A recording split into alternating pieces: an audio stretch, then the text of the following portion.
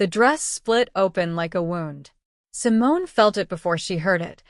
The fabric giving way across her lower back, the corset lacing snapping under pressure it was never meant to hold. She'd taken 3 steps out of the bridal suite onto the wooden walkway when the zipper surrendered completely. The sound wasn't loud.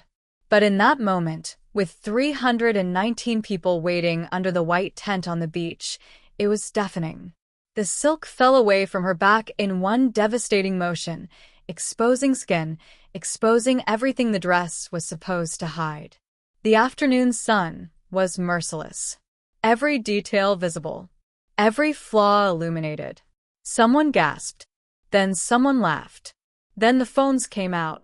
Simone stood frozen, her hands reaching back uselessly, trying to hold together what was already destroyed. Her cousin rushed forward with shaking hands, trying to gather the fabric, but there was too much of it, and none of it would stay. Trevor, Simone whispered. He was supposed to be at the altar. Supposed to turn around when he heard the commotion. Supposed to come to her. She found him at the edge of the tent, just standing there, staring at her with an expression she'd never seen before. Not concern. Not worry. Disgust. Pure un diluted disgust. He looked at her the way you look at something that ruined your day. Something embarrassing. Something you wish you could take back. Simone watched him pull his phone from his pocket. Watched him type something. Watched him turn and walk away, not toward her, but toward the parking lot, his steps quick and deliberate. The laughter grew louder. Someone's voice too loud.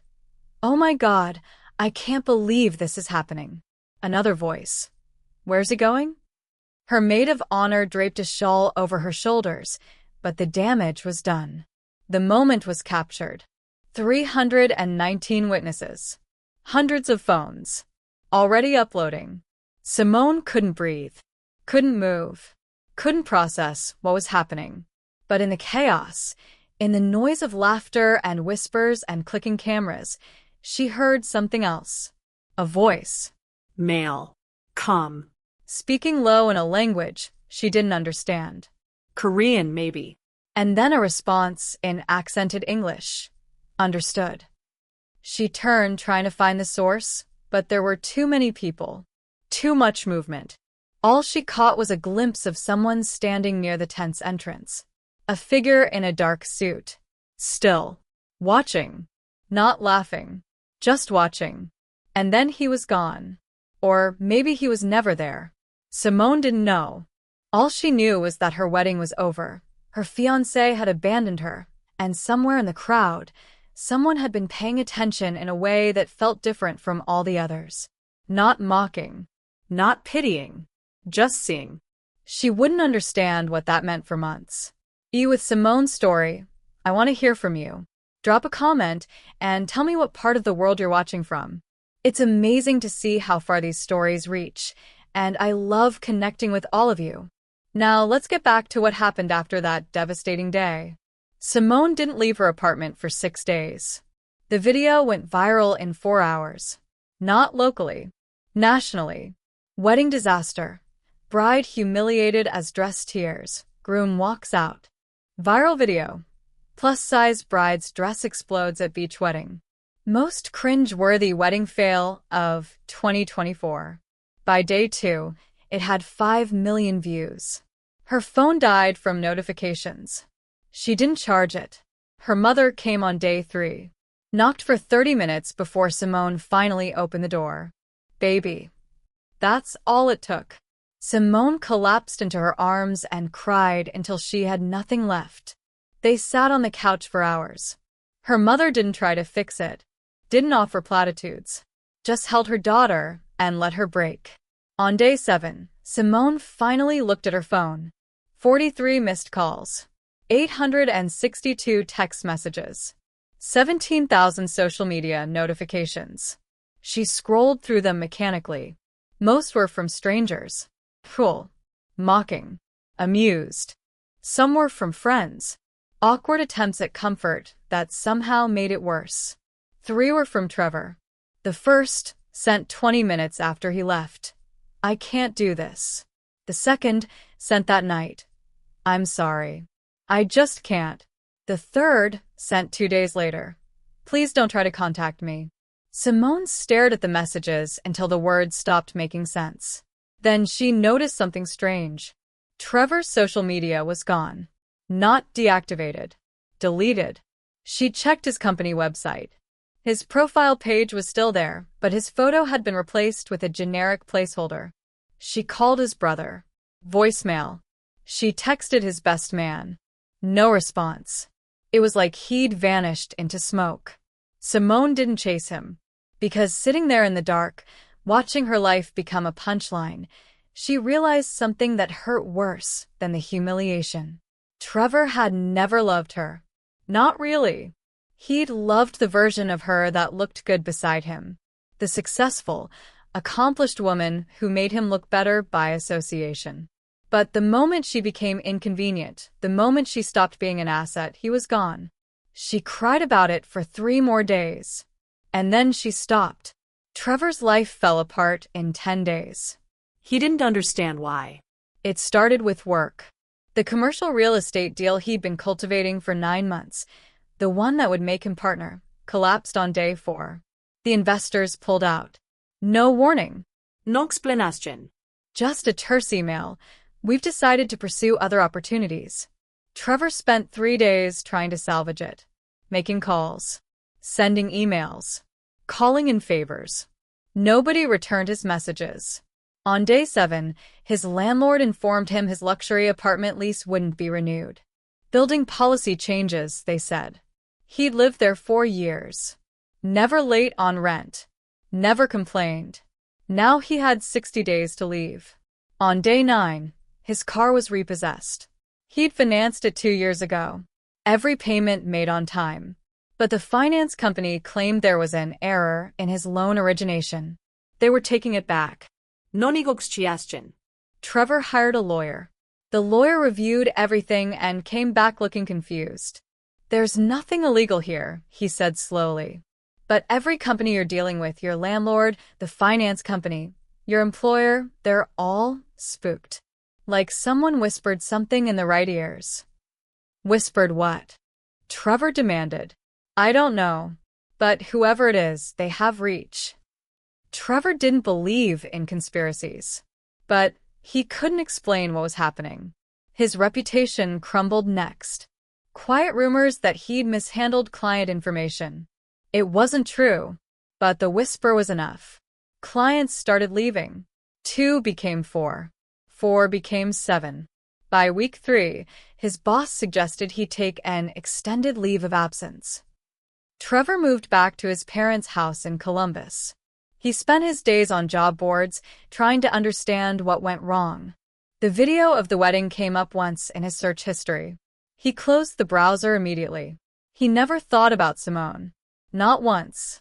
Simone walked into the gym on a Tuesday in October. She hadn't planned it. She'd been walking past it every morning on her way to the coffee shop where she worked remotely now. One day, she just walked inside. The guy at the front desk smiled. First time? Yeah. Welcome. Let me show you around. Nobody recognized her. That felt like a small miracle. The gym was modest. Free weights in one corner. Cardio equipment along the windows. A few people scattered around, focused on their own work. Nobody stared. Nobody whispered. Simone signed up for 3 months. The first week was agony. Her body hurt in ways she didn't know were possible. She couldn't complete a single workout without stopping 5 times. But she came back. The second week was worse. But she came back. By week 3, she noticed something. When she was lifting weights, she wasn't thinking about the wedding. When she was running, she wasn't hearing the laughter. When her muscles burned, the other pain was quieter. It was the first peace she'd felt in 2 months. So she kept going.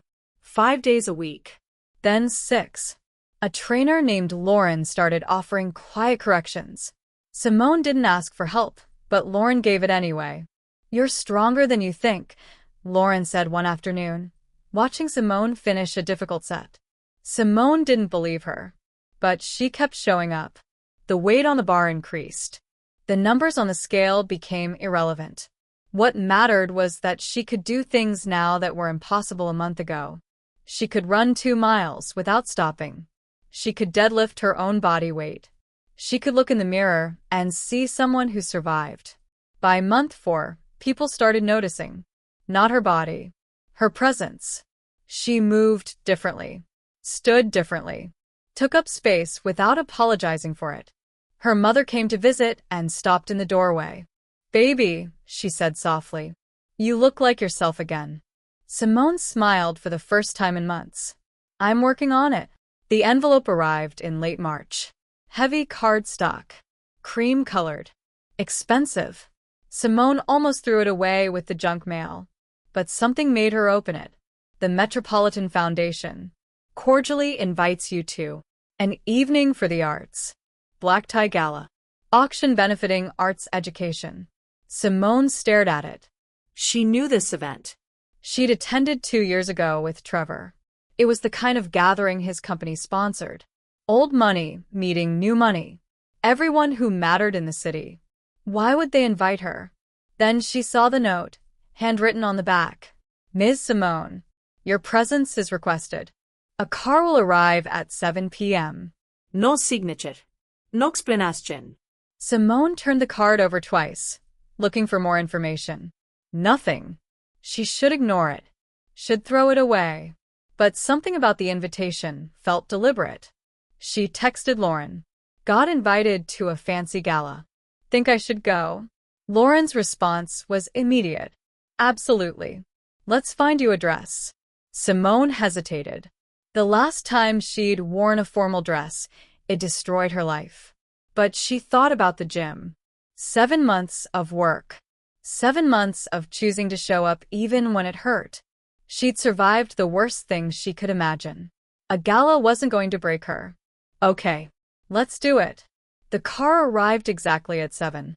Black sedan. Professional driver who opened her door and said, "Good evening, Miss Simone." She hadn't given anyone her address. The dress she wore was deep emerald. Simple lines. Perfect fit. Lauren had refused to let her second-guess it. "You look powerful," Lauren had said. "Now go, be powerful." The gala was at the Langham Hotel. Simone had been there before, but tonight it looked different. Larger. More intimidating. She stepped into the ballroom and felt the shift immediately. One person recognized her. Then another. The whispers started like a wave. She thought about leaving. But then she saw him. A man standing near the bar. Tall. Korean. Mid-30s.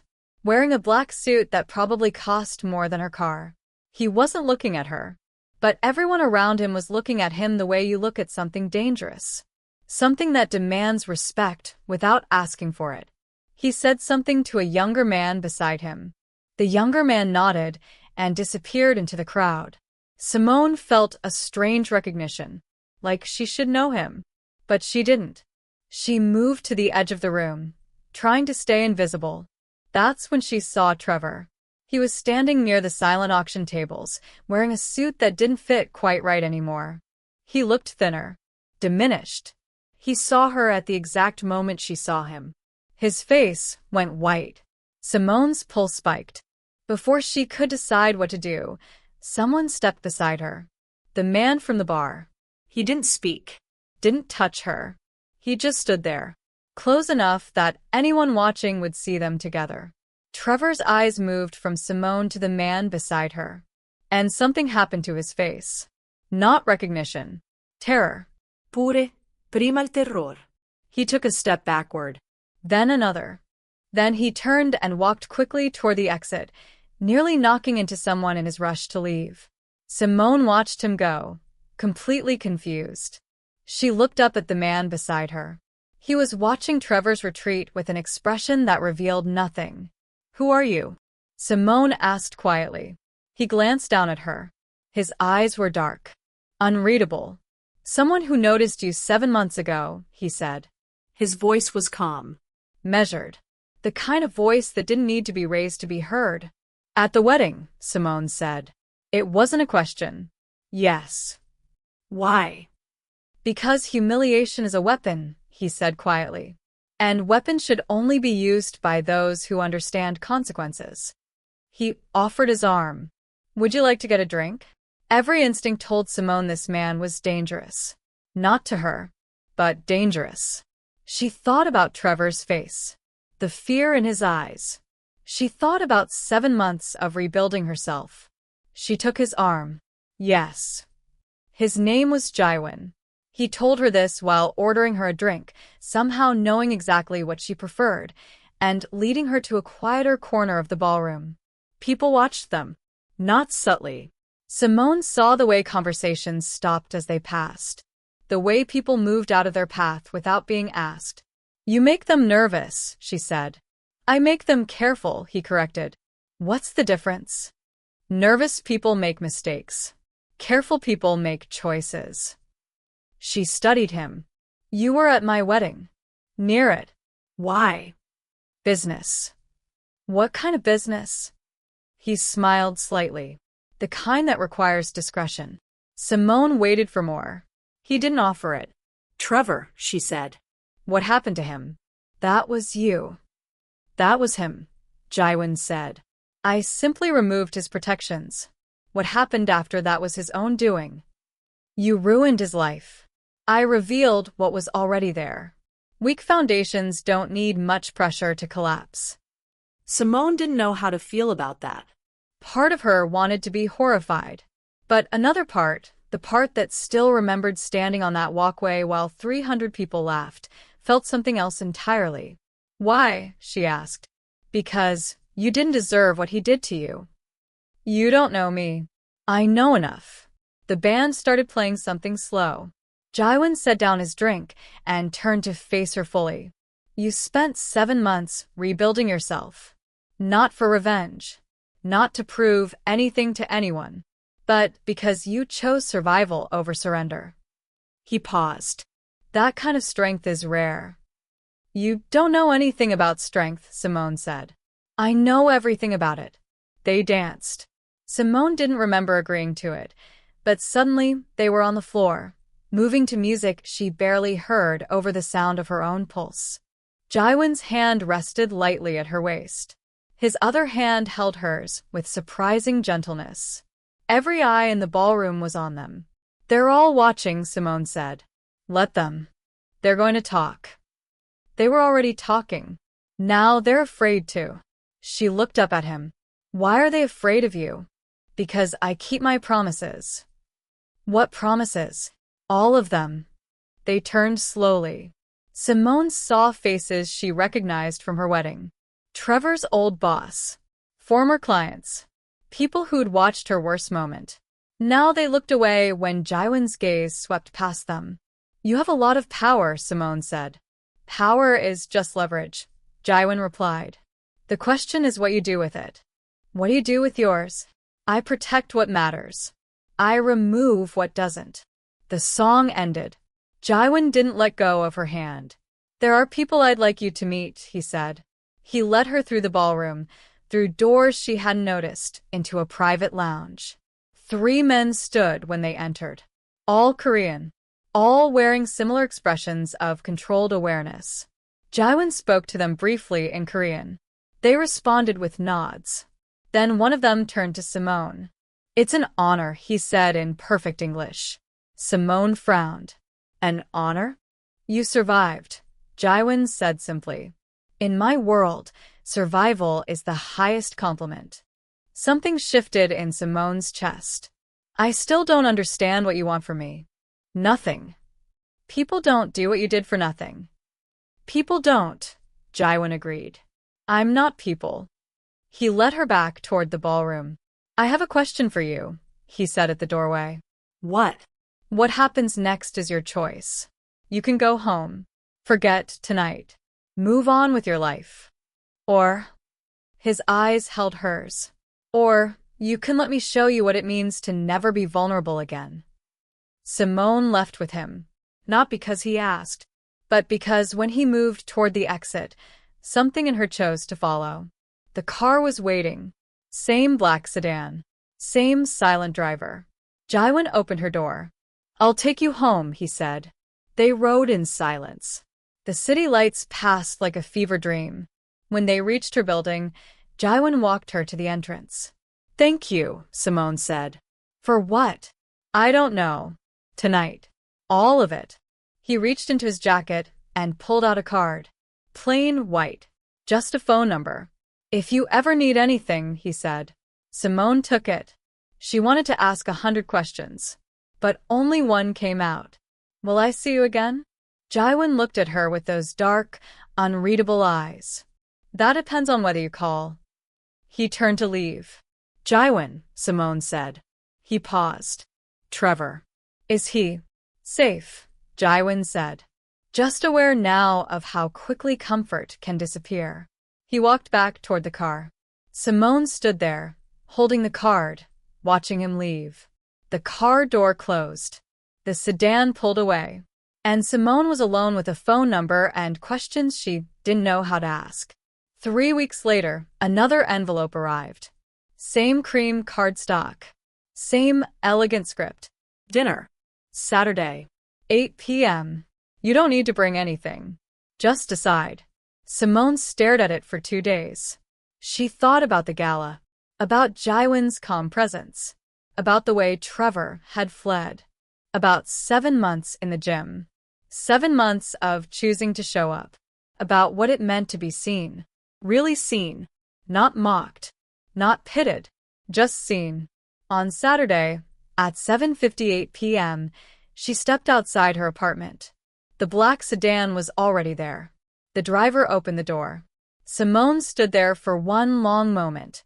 Behind her, safety. Her apartment. Her routine. The life she'd carefully rebuilt. In front of her, something unknown. Something that felt dangerous and protective in the same breath. She thought about the girl on the beach, frozen while everyone laughed. That girl would have gone back inside. But Simone wasn't that girl anymore. She got in the car. The door closed.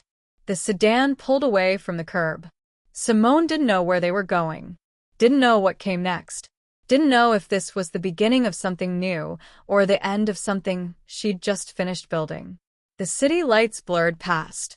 And somewhere in the back seat, holding a phone number she still hadn't called, Simone felt something she hadn't felt since before the wedding. Not hope. Not certainty. Something sharper. Something that tasted like choice. The car turned left onto a street she didn't recognize, and Simone realized she wasn't afraid. And that changed. The restaurant had no sign.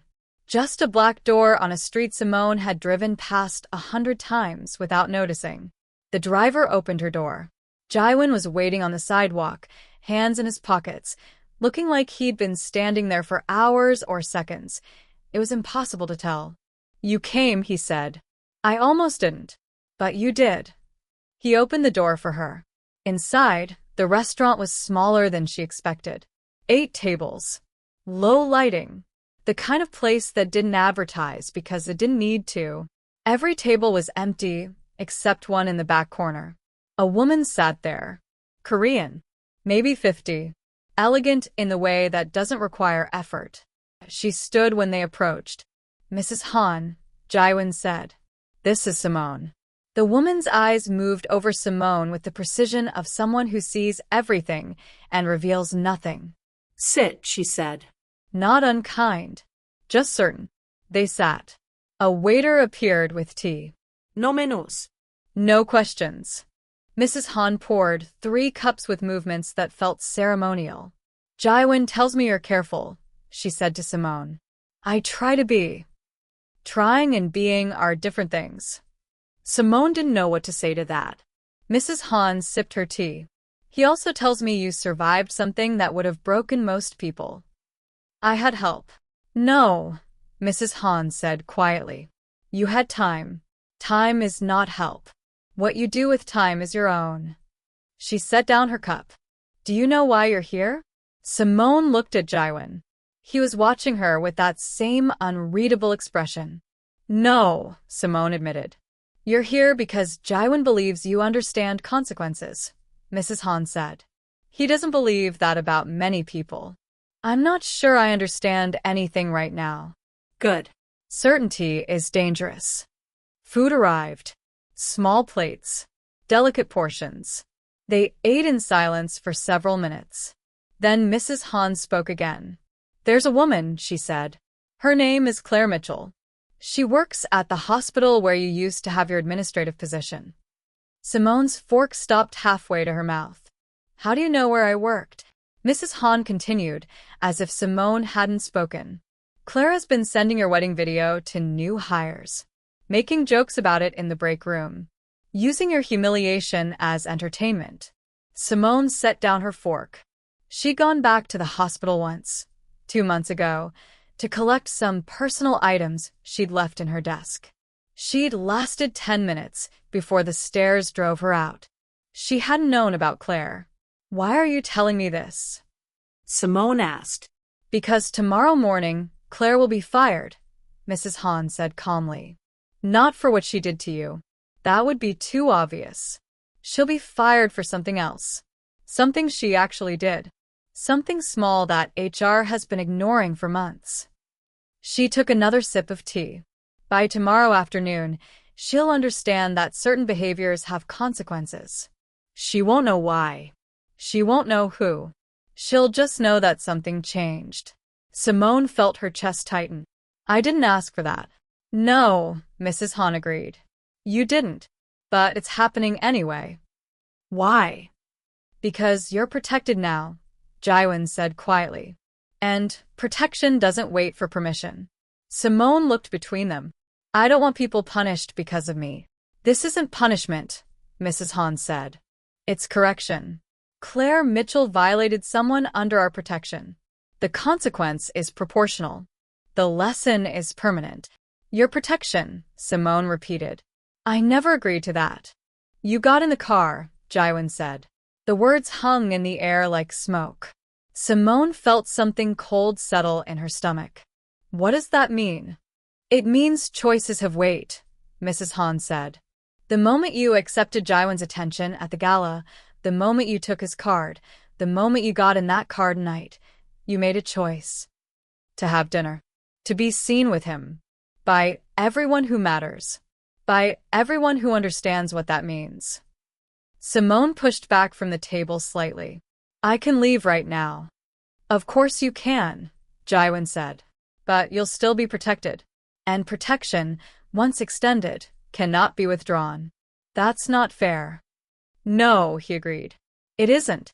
MS. Han stod. Walk with me, she said to Simone. It wasn't a request. They walked through the restaurant, through a door Simone hadn't noticed, into a small garden behind the building. The city noise was muted here. Distant. Mrs. Hahn lit a cigarette, offered one to Simone. Simone shook her head. I'm going to tell you something, Mrs. Hahn said. And I need you to hear it clearly. Simone waited. Jaiwan's father built an empire by understanding one simple truth. People are either protected or exposed. There is no neutral ground. The moment you became visible to Jaiwan, you stopped being neutral. I didn't ask to be visible. No one ever does. But visibility is not something you request. It's something that happens to you. MRS. Han exhalade smoke. 319 people watched you be humiliated. That video was seen by millions. You became visible whether you wanted to or not. Jaiwan simply decided which side of that visibility you would occupy. The protected side. Yes. And if I don't want that? Mrs. Hahn looked at her with something that might have been sympathy. Then you should have stayed home tonight. They stood in silence. Simone felt the weight of it settling over her like a blanket she couldn't shake off. What does this cost me? She asked quietly. Your anonymity, Mrs. Hahn said. Your ability to be overlooked. Your option to blend in. She dropped the cigarette and crushed it under her heel. You spent 7 months rebuilding yourself in private. That privacy is over now. People will watch you, wonder about you, make assumptions. Some will be afraid of you simply because they're afraid of him. I'm not him. No. But you're associated with him. And association is its own form of power. Mrs. Han turned to face her directly. Here's what you need to understand. This protection will follow you everywhere now. It will smooth paths you didn't ask to have smoothed. It will remove obstacles you didn't ask to have removed. It will make your life easier in ways you won't even notice. And you'll never know if you earned any of it yourself. The words hit Simone like cold water. That's the cost, Mrs. Han said softly. Not money, not obligation, just the permanent uncertainty of whether anything you achieve from this point forward is truly yours. They returned to the table. Jaiwan was still sitting exactly as they'd left him. He looked at Simone's face and understood immediately. She told you, he said. Yes. And Simone sat down slowly. And I think you should have told me before I got in the car. If I had, Jaiwan said, would you have come? Simone didn't answer, because they both knew the truth. She would have said no. She would have chosen safety over uncertainty. She would have stayed in her carefully rebuilt life, protected by anonymity, invisible by choice. I can't undo this, she said. No. Even if I leave right now. Even then. Simone looked at him, really looked at him, and saw something she hadn't seen before. Not danger. Not power. Loneliness. The kind that comes from standing in rooms where everyone fears you and no one knows you. You did this because you were there, Simone said slowly. At the wedding. You saw what happened and you decided to intervene. Yes. But you could have just let it go. Let me rebuild on my own. I could have. Why didn't you? Jaiwan was quiet for a long moment. Because I recognized something in you, he finally said.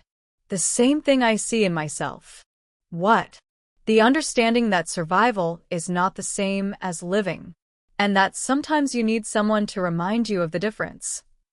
He pushed a small box across the table. Simone stared at it.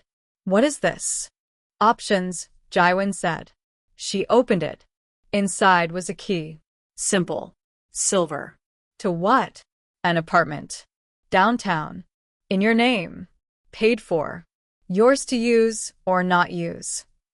I have an apartment. You have a place where everyone knows what happened to you. This is a place where you can be someone new. Simone closed the box. I don't want to be someone new. I want to be myself. Then be yourself, Jaiwan said. But be yourself with options.